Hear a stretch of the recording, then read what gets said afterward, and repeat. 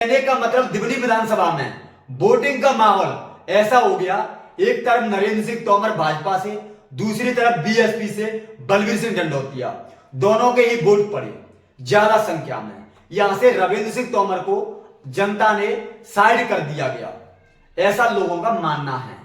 कड़ी टक्कर दोनों के बीच रही है, बीएसपी और भाजपा के बीच में। नमस्कार जी, आज बात करूंगा मैं मध्य प्रदेश की ऐसी विधानसभा जिसकी चर्चा चुनाव खत्म होने के बाद भी बहुत ज्यादा लेवल पर की जा रही है।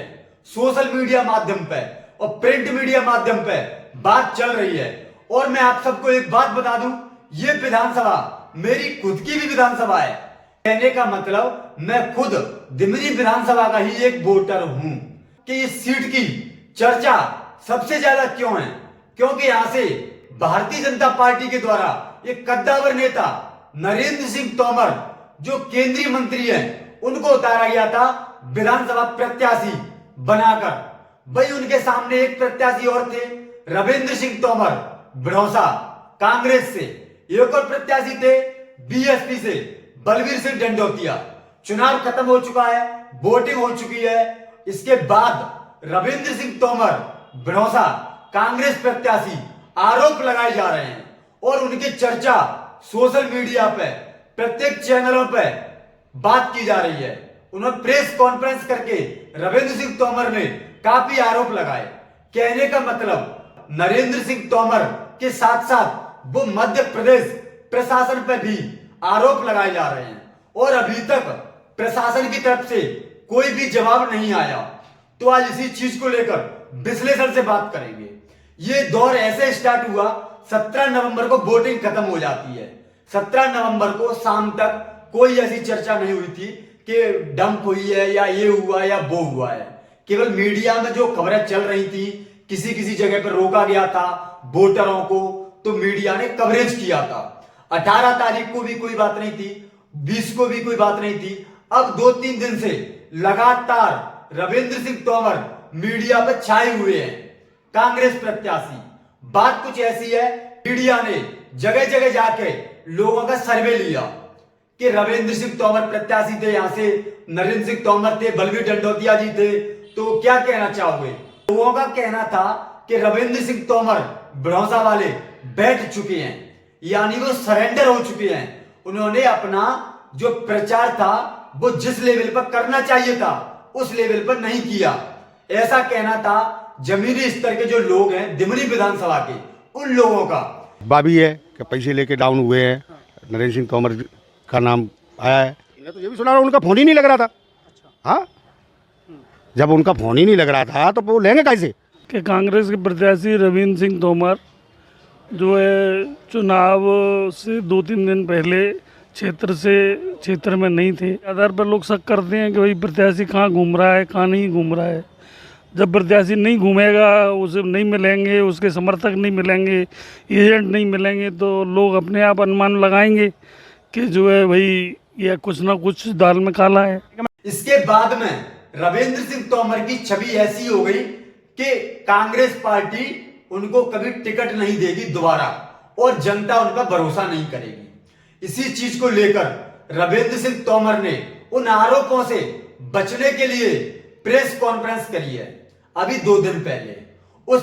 उस प्रेस कॉन्फ्रेंस में उन्होंने जल पे हाथ रखकर कसम खाई थी कि मैंने किसी से पैसा नहीं लिया है।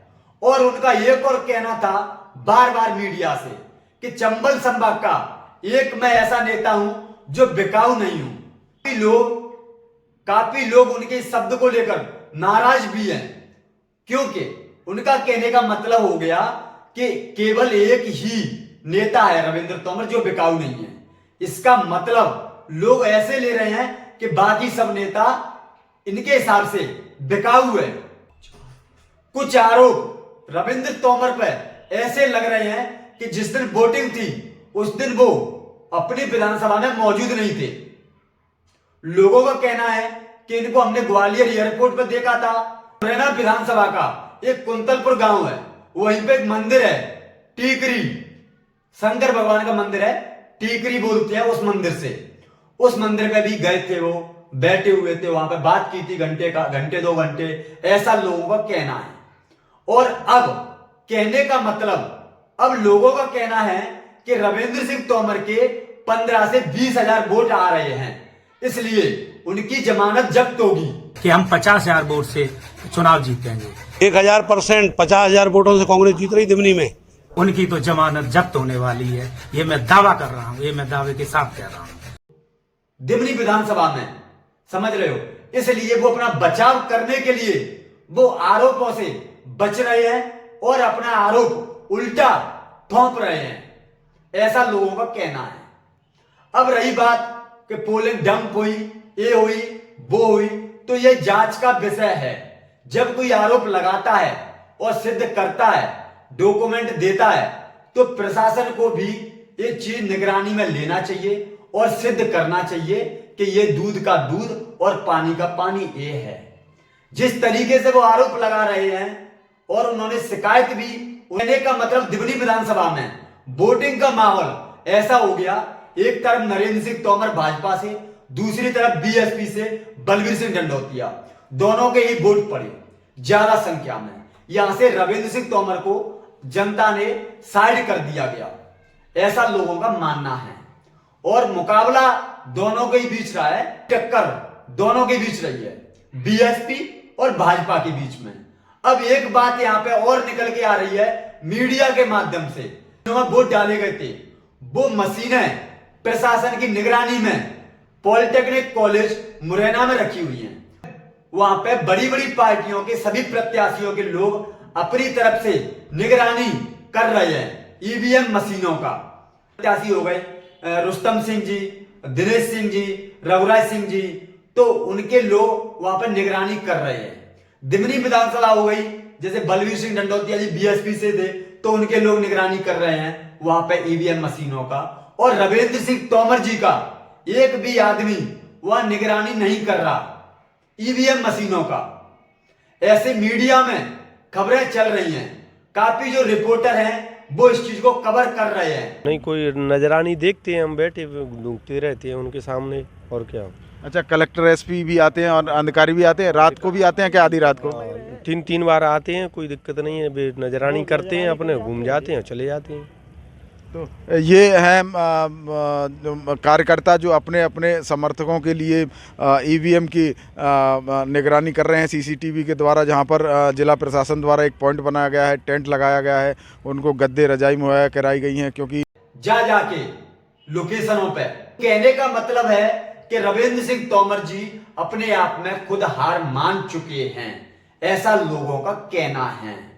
कौन जीतेगा कौन हारेगा, ये प्रत्याशियों का लक ईवीएम मशीनों में कैद है। दिसंबर को पता चल जाएगा हमें कौन जीत रहा है और कौन हार रहा है। यहां पे एक और चीज देखी जाए तो कांग्रेस लीडर कमलनाथ जी ने भी आरोप लगाया है कि मुरैना जिले के कलेक्टर साहब और एसपी साहब जी ने भाजपा कार्यकर्ता की तरह कार्य किया है, ऐसा आरोप लगाया जा रहा है।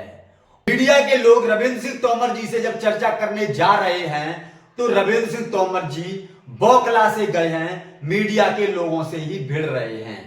समझ रहा हूँ ना, आपको क्या लग रहा है? मैं वही तो कह रहा हूँ, मैं भी यही तो, बगल में ही मंदिर है, ये कहता हूँ रविंद्र सिंह नागरिक है, मैं आपसे क्वेश्चन कर रहा हूँ, उसका जवाब दीजिए। आपको क्या लग रहा है, मैं बेईमान लग रहा हूँ या ईमानदार लग रहा हूँ? समझ रहे हो, क्योंकि उनकी जो हड़बड़ाहट है, घबराहट है, कहीं न कहीं वो उनके चेहरे पर दिख रही है। उनके ऊपर लगे आरोपों से वो बचने के लिए मीडिया में आ रहे हैं और अपनी बातों को सिद्ध कर रहे हैं, अपने आप को सही साबित कर रहे हैं। अब ये उन्होंने पवित्र गंगा जली यानी पानी पे हाथ रख के कसम खाई थी कि मैं बिका हुआ नहीं हूं। ये तो यह सिद्ध हो रहा है। हमारे जो खास रिपोर्टर हैं वो दिमनी विधानसभा में घूम घूम के जो नॉलेज ले रहे हैं, सर्वे कर रहे हैं। मैं खुद दिमनी विधानसभा से आता हूं, मेरा जो वोट है वो दिमनी विधानसभा में ही है। तो ये तो पता लग रहा है कि रविंद्र सिंह तोमर जी की जमानत जब्त हो सकती है। ये हम दावे के साथ नहीं कह सकते, लेकिन दिख रहा है, लोगों का मानना है ऐसा। ले फैसला इस चीज का 3 दिसंबर को हो ही जाएगा। अब आरोप लगे हैं नरेंद्र सिंह तोमर के बेटे देवेंद्र प्रताप पर कि उनके जो करोड़ों के लेन देन की बात चल रही है उस चीज का भी जिक्र करते हुए रविंद्र तोमर भरोसा वाले ने काफी बातें कही हैं। तो ये तो सिर्फ जांच का विषय है, जो जांच करेगा चुनाव आयोग या प्रशासन अपने तरीके से करता रहेगा, उनका काम है। ये हमारा और आपका काम सिर्फ सच दिखाना है, लोगों के सामने लाना है। बाकी काफी ऐसी वीडियो है जो हम बनाएंगे, उनको तैयारी हमारी चल रही है, स्क्रिप्ट लिख रही है हमारी जो टीम है वो, और भी वीडियो आती रहेंगी। तो जो सच था मैंने आपके सामने रखा। नमस्कार जी, जय हिंद, जय भारत।